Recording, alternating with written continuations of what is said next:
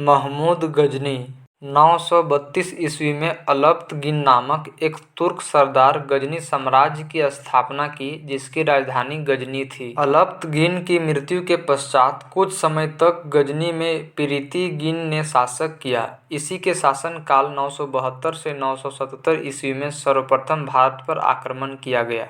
प्रथम तुर्क आक्रमण के समय पंजाब में शाही वंश का शासक जयपाल शासन कर रहा था। अलप्तगिन का गुलाम तथा दामाद सुबुक्तगिन 977 ईस्वी में गजनी की गद्दी पर बैठा। महमूद गजनी सुबुक्तगिन का पुत्र था, जिसका जन्म 1 नवंबर 971 ईस्वी में हुआ था। अपने पिता के काल में महमूद गजनी खुरासान का शासक था। महमूद गजनी 27 वर्ष की अवस्था में 998 ईस्वी में गद्दी पर बैठा। बगदाद का खलीफा अल आदिर बिल्लाह ने महमूद गजनी के पद को मान्यता प्रदान करते हुए उसे यमीन उद दौला तथा यमीन उद मिल्लाह की उपाधि दी। महमूद गजनी ने भारत पर 17 बार आक्रमण किया।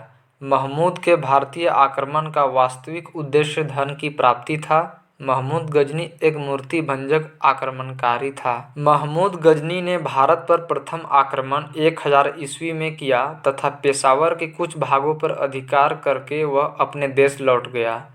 महमूद गजनी ने 1001 ईस्वी में शाही राजा जयपाल के विरुद्ध आक्रमण किया था।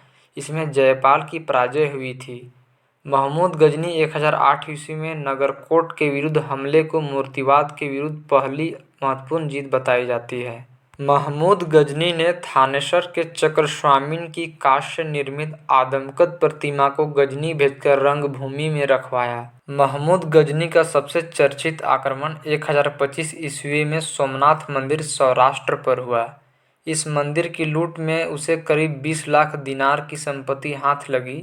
सोमनाथ की रक्षा में सहायता करने के कारण अनिलवाड़ के शासक पर महमूद ने आक्रमण किया। सोमनाथ मंदिर लूट कर ले जाने के क्रम में महमूद पर जाटों ने आक्रमण किया था और कुछ संपत्ति लूट ली थी। महमूद गजनी का अंतिम भारतीय आक्रमण 1027 ईस्वी में जाटों के विरुद्ध था। महमूद गजनी की मृत्यु 1030 ईस्वी में हो गई। सुल्तान की उपाधि धारण करने वाला प्रथम शासक महमूद गजनी था।